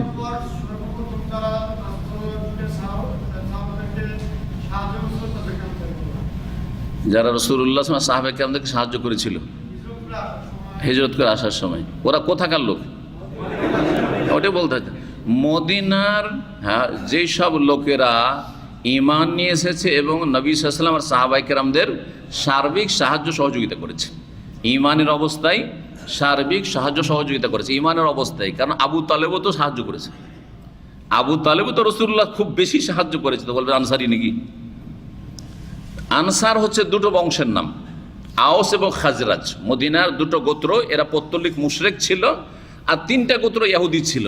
ইহুদিরা তেমন কেউ মুসলিম হয়নি, অল্প কয়েকজন ছাড়া হাতে গোনা। আর এই আওস খাজরাজের প্রায় সব মুসলিম হয়ে গেছিল, অল্প কিছু মুনাফিক ছিল, যে মুনাফিকগুলি জাহান্নামে চলে গেছে মরে। আর কেউ কেউ পরে তওবা করে ফিরেও এসছে, কাউকে আল্লাহ তওবা নসিব করেছেন। তো আওস খাজরাজের অধিকাংশই সব কি হয়েছিলেন, ইসলাম গ্রহণ করেছিলেন এবং নবী সাল্লাল্লাহু আলাইহি ওয়াসাল্লাম সাহাবায়ে কেরামদের কি করেছিলেন, সার্বিক সাহায্য করেছিলেন। সার্বিক সাহায্য, আশ্রয় দেওয়া, খাদ্যের ব্যবস্থা করা, সমস্ত কিছু, জিহাদে অংশ নেওয়া, সমস্ত জিহাদের ঘটনাগুলি যদি দেখেন তো আনসারীদের সংখ্যা মুহাজির চাইতে বেশি। শহীদ যারা হয়েছেন আনসারীরা বেশি শহীদ হয়েছেন, কারণ সংখ্যা ওদের বেশি, আর কোরবানি সব কিছু তাদের বেশি। মুহাজিরিনরা তাদের কাছে তেমন কিছু ছিল না। আনসারীরা সব বাগানের মালিক, খেজুর বাগানের মালিক। মুহাজিররা সর্বহারা হয়ে এসছেন, কিছুই নেই, বাড়ি নেই, ঘর নেই, টাকা নেই, কড়ি নেই, খালি হাতে এসছেন মক্কা থেকে, তাদের সহযোগিতা করেছেন। এই নাম কার দেওয়া জানেন? আমাদের দেওয়া নয়, কিন্তু এটা কখনো হয়তো খেয়াল করেন না। আনসার আর মুহাজিরের বৈশিষ্ট্যগত নাম, কিন্তু এই নাম কে দিয়েছেন? স্বয়ং আল্লাহ দিয়েছেন। কত প্রিয় নাম যে আল্লাহ এই নামগুলি দিয়েছেন। ওয়াস-সাবিকুনাল আউওয়ালুনা মিনাল মুহাজিরিন ওয়াল আনসার, মুহাজিরিন আনসার আল্লাহ নাম দিয়েছেন। রাদিয়াল্লাহু আনহুম ওয়া রাদু আনহু, আল্লাহ রাজি হয়ে গেছেন ওদের ওপর, আর ওরাও আল্লাহর কাছে এত নিয়ামত পেয়েছে যে তা রাজি হয়ে গেছে। কিন্তু শিয়া রাফেজি ঘাসারা রাজি হইতে পারলো না, এরা নারাজ হয়েই থাকে। দেখলেন, আল্লাহ রাজি হয়ে যাচ্ছে কিন্তু এরা রাজি হইতে পারছেন না। কি গুমরাহি, এর চেয়ে বড় গুমরাহি কি হইতে পারে? জি, এই যে বর্তমান হুসি ইয়ামানের, এরা হচ্ছে সেই দল। জি হ্যাঁ, ঠিক ইরানের মতো। ইরান থেকে ট্রেনিং নিয়ে আসছে এরা, আর এরা সাহাবায়ে কেরামদেরকে গালমন্দ করছে। এমনি যদি কোনো আহলে সুন্নাত সহি আকীদার থাকে তার কাছ থেকে জানতে পারবেন, মসজিদের খুতবায় সাহাবায়ে কেরামদেরকে, জুমার খুতবায়, ঈদের খুতবায়, তাদের বক্তব্যে প্রথম কাজ হচ্ছে সাহাবায়ে কেরামদেরকে লানত করা, অভিশাপ করা, জাহান্নামী বলে আখ্যায়িত করা। এই হচ্ছে তাদের ইসলাম। জি,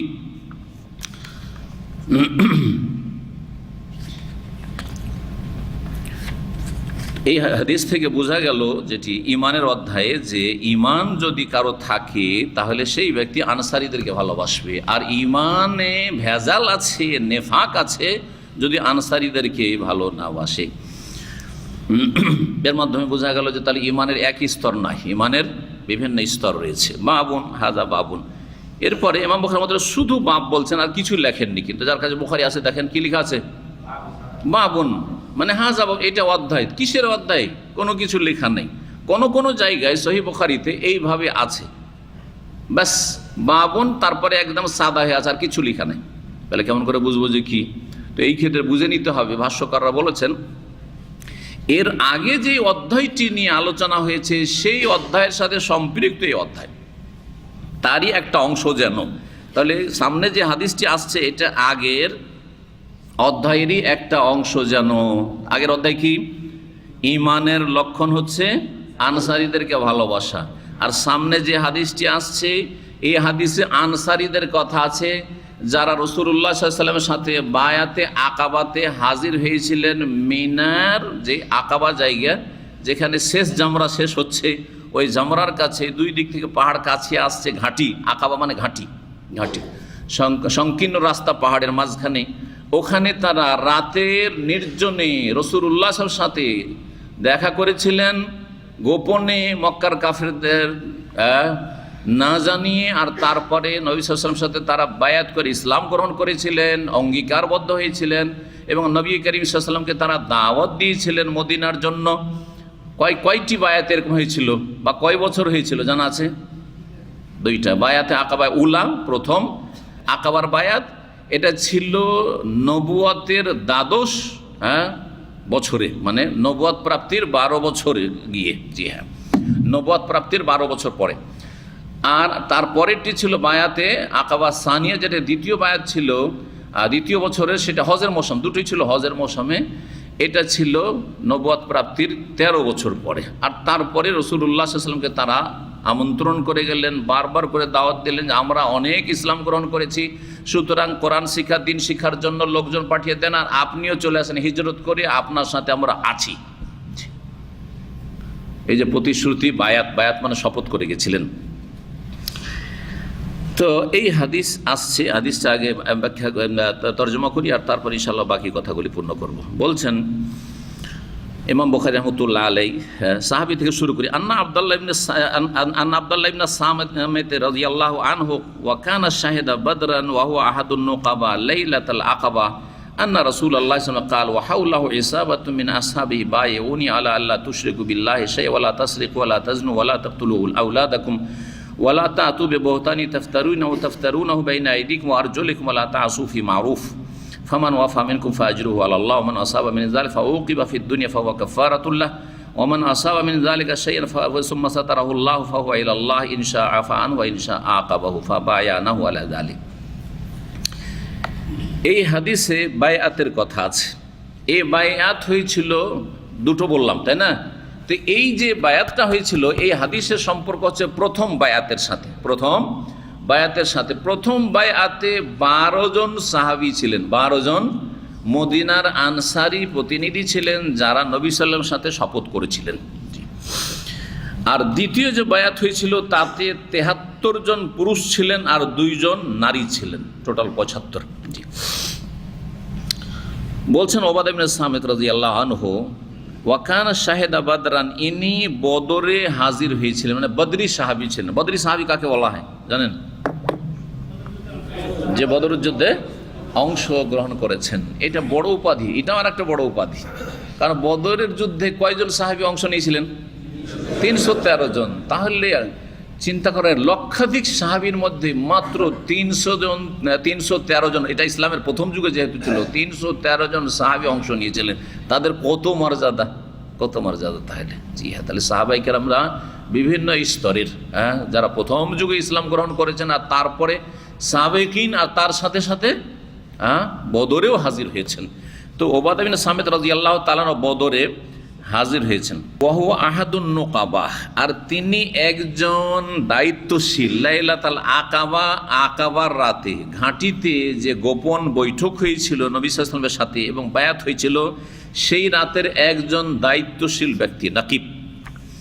আন্না রাসূলুল্লাহ সাল্লাল্লাহু আলাইহি ওয়াসাল্লাম, রাসূলুল্লাহ সাল্লাল্লাহু আলাইহি ওয়াসাল্লাম বলেন তাদেরকে, ওয়াহাউলাহু ইসাবাতুম মিন আসহাবি, তার চারপাশে তার সাহাবায়ে কেরামদের একটি দল ছিল। এসাবা, এসাবা সম্পর্ক শব্দটি মানে দল। এখন এই দল কয়জনের দল? আরবরা দেখেন বিভিন্ন শব্দ রয়েছে, যেমন নাফারুন, নাফারুন মানে একটা ক্ষুদ্র দল, 3 থেকে নিয়ে 9-10 পর্যন্ত নাফারুন। রাহাতুন ছোট্ট দল। এইরকমই এসাবাতুন, এসাবাতুন সম্পর্কে ভাষ্যকাররা বা আরবি ভাষাবিদরা লিখছেন যে 40 জনের কম লোক যদি থাকে তো ওকে এসাবা বলা হয়। আর একটা হচ্ছে তায়েফা, তায়েফাতুন মানেও দল, জি জামাতুন মানেও দল, কিন্তু জামাত অনেক লোক হইতে পারে তাতে। তায়েফাতুনে 40-এর বেশি, কয়েকশো বা কয়েক হাজারও হয়ে যেতে পারে হয়তো। আমার উম্মতের এক দল সর্বদা হকের উপর বিজয়ী থাকবে, ওখানে তায়েফা বলা হয়েছে, তো ওখানে লক্ষ লক্ষ মানুষের কথা বলা হয়েছে সারা পৃথিবী মিলে, কিন্তু সেই দলটি অন্যদের তুলনায় ক্ষুদ্র থাকবে, যেন তায়েফা বলা হয়েছে। তো এখানে অল্প কয়েকজন লোক ছিল যাদের সঙ্গে 40 হাউল্লাহ ইসাবাতুমিন আসহাবিহি, রাসূলুল্লাহ চারপাশে তার সাহাবায়ে কেরামদের একটি ছোট্ট দল ছিল। তো মদিনা থেকে আসা 12 জন, আর মক্কার যেসব সাহাবায়ে কেরাম প্রথম দিকে ইসলাম গ্রহণ করেছিলেন তারা ছিলেন ওখানে, জি এই মিলে তাদের সাথে মিটিং হয়েছিল। বাইউনি, আমার সাথে তোমরা বায়াত করো, মানে শপথ করো, আলা এই মর্মে যে আল্লাহ তুশরিকু বিল্লাহি শাই, আল্লাহর সাথে কোনো কিছুকে শরীক করবে না, এক। 2 নম্বর ওয়ালা তাসরিকু, তোমরা চুরি করবে না, ওয়ালা তাজনু, তোমরা জেনা ব্যভিচার করবে না, ওয়ালা তাকতুলু আউলাদাকুম, তোমরা নিজের সন্তান সন্ততি ছেলে মেয়েদেরকে হত্যা করবে না। কয়টি হলো? হ্যাঁ 3-4টি হয়েছে, তাই না? ছেলে মেয়েদেরকে কেউ হত্যা করে নাকি? করে? কে বোঝাবে? একজন করে, অন্যদিকে হ্যাঁ করে। কেমন করে? মায়ের পেটে। আজকাল বর্তমান যুগে, হ্যাঁ আধুনিক যুগে মায়ের পেটে মেরে ফেলে দিচ্ছে, আসতেই দেয় না ওকে দুনিয়া, তোকে আসতেই দেবো না, তুই খেতে আসছিস আমি খাওয়াইতে পারবো না, ঠিক না? আর সেই জাহিলিয়াতের যুগে জন্মে যেত, আর তারপরে তখন কন্যা সন্তান হলে মেরে দিত। কন্যা সন্তান হলে কি করতো? হ্যাঁ জীবিত দাফন করে দিত, যে এই মেয়েকে খাওয়াইয়া লাভটা কি? এক তো খাওয়াইতে হবে, এরা যুদ্ধ করতে পারবে না, কারণ গোত্রীয় শাসন ছিল, তো গোত্রের সাথে এক গোত্রের এক বংশের আর বংশের সাথে লড়াই লেগেই থাকতো। লড়াইয়ে মহিলারা লাঠি ধরতে পারবে না, এটা কারা জানতো? আরবের মুশরিক বর্বররা জানতো যে মহিলারা সেনাবাহিনী হইতে পারবে না, এটা জানতো। কিন্তু আজকালকার নব্য যুগের অসভ্যরা এটা জানতে পারলো না যে মহিলা সেনাবাহিনী হওয়ার যোগ্যতা রাখে না। কথা বোঝা গেছে?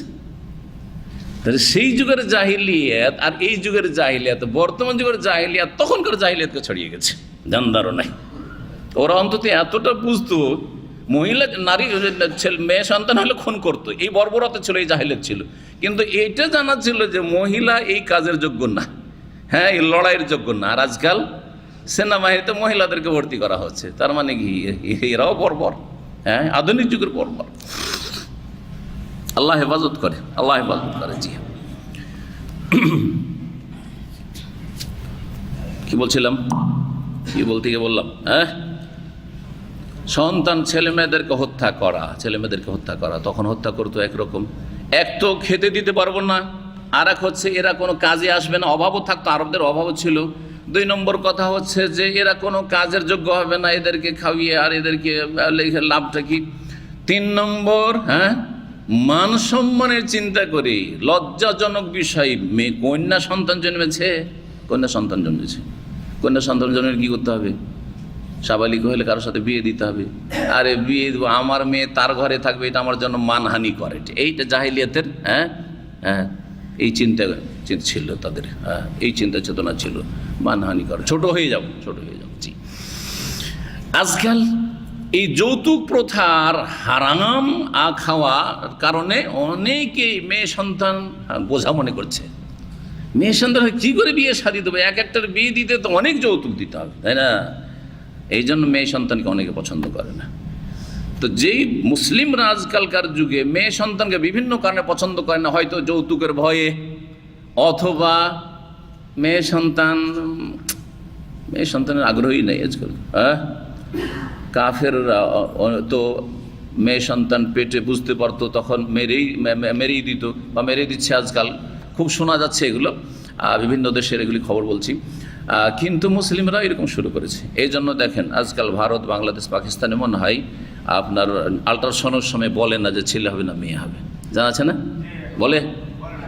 বলে না, কিন্তু আলহামদুলিল্লাহ সৌদি আরব বলছে, কারণ সৌদি আরবে আশঙ্কা নেই। আলহামদুলিল্লাহ সৌদি আরবে এখন অন্তত মেয়েদের মূল্য আছে। কেন মূল্য আছে? মেয়েরা মূল্যবান জিনিস পর্দার ভিতরে আছে, সেই জন্য। পর্দা থেকে যখন বেরিয়ে যাবে, আল্লাহ না করে বেরিয়ে যায়, যে বেরিয়ে যাবে ও নিজের মান সম্মান নিজেই নষ্ট করবে, তখন মূল্যহীন হয়ে যাবে। জি হ্যাঁ দেখেন আজকাল রড পড়ে থাকছে, বিল্ডিং তৈরি হচ্ছে, বাইরে রড পড়ে আছে, তাই না? কিন্তু স্বর্ণ চাঁদি কোথাও পড়ে দেখেছেন? হ্যাঁ, হীরা মণিমুক্তা কোথাও পড়ে দেখেছেন? ঠিক ওই রকম ইসলামে এইভাবে নারীদেরকে মর্যাদা দেওয়া হয়েছে। কিন্তু নারীরা নিজের মর্যাদা নিজে যখন নষ্ট করবে, তখন আল্লাহ তাদেরকে লাঞ্ছিত করে দেবে, তাদের পরিবার লাঞ্ছিত হবে। জি হ্যাঁ, এইভাবে লাঞ্ছিত। পর্দা থেকে যখন বেরিয়ে যাবে, তখন আল্লাহ তাদের গর্দা উড়িয়ে দেবেন। জি হ্যাঁ, গর্দা উড়িয়ে দেবেন। তাই হয়ে গেছে। জি। তো রাসূলুল্লাহ সাল্লাল্লাহু আলাইহি ওয়াসাল্লাম বলছেন 4 নম্বর, ওয়ালা তাকতুলু আওলাদ, তোমার ছেলে মেয়েদেরকে হত্যা করবে না। ওয়ালা তাতু বিবহতানি তাফতারুনাহু বাইনা আইদিকুম ওয়া আরজুলিকুম, আর তোমরা এমন কোনো অপবাদ তোমরা নিয়ে আসবে না, মানে অপবাদ দেবে না, যেটা তোমরা রচনা করে নাও তোমাদের মন থেকে। বাইনা আইদিকুম ওয়া আরজুলিকুম, তোমাদের সামনে, হাতের সামনে আর পায়ের সামনে, মানে এটির তাফসীর ফাতুল বাড়িতে করা হয়েছে যে সেটা তোমাদের মনে, কারণ কলবটা এখানে আছে, কলবটা 2 হাত 2 পায়ের মাঝখানে এখানে আছে, সেই জন্য এটা। আবার বাংলা অনুবাদে কিন্তু অন্য অনুবাদ করেছে, জানি না এটা কোত্থেকে, কোনো ভাষ্যকার হয়তো লিখা হবে, সেখান থেকে হয়তো নিয়েছে। তাতে কি করেছে, তাতে বলছে যে তোমরা মিথ্যা অপবাদ দেবে না বাইনা আইদিকুম ওয়া আরজুলিকুম, হ্যাঁ, কারো সাক্ষাতে বা অসাক্ষাতে, কারো সামনে বা চোখের আড়ালে, সামনে বা চোখের আড়ালে, এই অর্থ করেছে। হতে পারে, আল্লাহু আলাম। তাহলে আমরা দুটো অর্থ দিলাম, একটা কিছু ঘটেনি আর মিথ্যা অপবাদ দিয়ে দিল, ভিতরে রচনা করে নিল মন থেকে, আর তারপরে বলল যে অমুককে এইরকম দেখেছি, অমুক মেয়েকে এইরকম অঘটনে দেখেছি, অমুক ছেলেকে এইরকম করতে দেখেছি। তো এটা হারাম, তহমত লাগানো বা মিথ্যা অপবাদ দেওয়া হারাম। জি। ওয়ালা তাসু ফি মারুফ, এবং ভালো কাজে তোমরা অবাধ্য হবে না, নাফরমানি করবে না। কার? আল্লাহ নাফরমানি করবে না, রাসূলুল্লাহ নাফরমানি করবে না। যে রাসূলুল্লাহ জীবদ্দশা রাসূলুল্লাহ সাল্লাল্লাহু আলাইহি ওয়াসাল্লামের ভালো কাজ যদি গঠনমূলক কাজ হয়, ভালো কাজ যদি আপনাকে বলা হয়, তা ভালো কাজের ক্ষেত্রে নাফরমানি করবেন না। আপনার ওপরে যে দায়িত্বশীল আছেন তার নাফরমানি করবেন না। জি, ধরেন আপনি পারিবারিক একটা হচ্ছে আপনার ধরেন কাঠামো, একটা বাপ মায়ের নাফরমানি করবে না, ভালো কথা বলছে আপনাকে, জায়েজ কথা বলছে, বৃহৎ স্বার্থে বলছে, এইরকম সরকারের নাফরমানি করবেন না যদি সেটা জনগণের স্বার্থে হয়ে থাকে আইন কানুনগুলি, তাহলে আর ইসলাম বিরোধী নয়, তা নাফরমানি করবেন না। ওই রকমই আপনি একটা সংস্থা, ইসলামিক সেন্টারে আমরা আছি, ইসলামিক সেন্টারে বেশ কিছু ভাইরা আছেন, দায়িত্বশীলদের পক্ষ থেকে যেসব হুকুম আকাম হবে, আদেশ নিষেধ হবে, সেগুলি নাফরমানি করবো না। সেভাবে আমাদের যেই কাজটা যেদিন করতে বলা হবে, যেই কাজটা যেই সময় করতে বলা হবে, সেটা করতে হবে।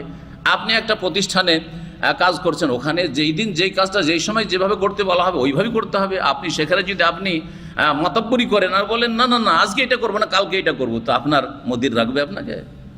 হ্যাঁ, অশান্তি সৃষ্টি হবে। জি হ্যাঁ, আমাদের বাংলা বিভাগ আলহামদুলিল্লাহ আছে, তো বাংলা বিভাগে যারা দায়িত্বশীল ভাইরা আছেন, আমরা আছি, তো আমাদের পরামর্শ নিয়ে কাজ করতে হবে। আপনি নিজের মন মতো কাজ করবেন, এটা চলবে না। হ্যাঁ, আপনি নিজের মন মতো ইচ্ছা মতো আপনি কোনো কিছু সিদ্ধান্ত নেবেন, এটা চলবে না। এটা হচ্ছে কি ওয়ালা তাসাউফি মারুফিন বা ওয়ালা তাসুফি মারুফ, ভালো কাজের ক্ষেত্রে, মানে বৈধ কাজ, বৈধ কাজ হচ্ছে ভালো কাজ, কমপক্ষে বৈধ। আর যদি সেটা সুন্নত মুস্তাহাব হয়, সেটা নেকির কাজ হয়, সওয়াবের কাজ হয়, এটা ওয়াজিব ফরজ কাজ হয়, তাহলে তো প্রশ্ন ওঠে না। এমনকি জায়েজও কোনো কাজ যদি বলা হয় আর সেটা নাফরমানি সেই ক্ষেত্রে করা জায়েজ নয়, যদি সেটার হুকুম হয় আপনাকে। ফামান ওয়াফা মিনকুম, তোমাদের মধ্যে কেউ যদি এই ওয়াদাগুলি পূর্ণ করে, যে বায়াত চুক্তি করলো, ফাআজরুহু আলাল্লাহ, তার প্রতিদান আল্লাহর কাছে রয়েছে। ওমান আসাবা মিন যালিকা শাইআন, আর কেউ যদি এইসবের কোনো একটিতে লিপ্ত হয়ে যায়, শিরক করবো না বললো, চুরি করবো না, তাই না, ব্যভিচারের কাছে যাব না, খুন করব না, মিথ্যা অপবাদ দেব না, ভালো কাজের ক্ষেত্রে বিরুদ্ধাচরণ করব না, তারপরে ভালো কাজের ক্ষেত্রে বিরুদ্ধাচরণ করে দিল, ধরেন কেউ চুরি করে নিল, এইরকম কেউ যদি করে, তাহলে ফাউকিবা ফিদ দুনিয়া, হয় দুনিয়ার শাস্তি হবে, আর দুনিয়ায় শাস্তি না হইলে আখিরাতের শাস্তি হবে।